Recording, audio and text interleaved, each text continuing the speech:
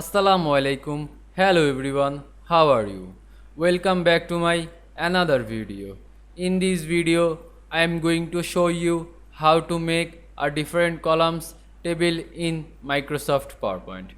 Without further ado, let's get started. At first, you have to click New Slide drop down menu. Then create a blank slide. Then go to Insert menu and insert a table.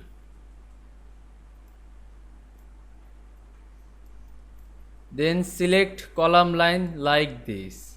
Again, this column line select like this and drag this way. You can see here are make different columns on table. This way is very easy way. You can use this way very easily. I hope you enjoyed my video.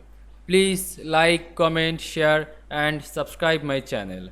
Thanks for watching.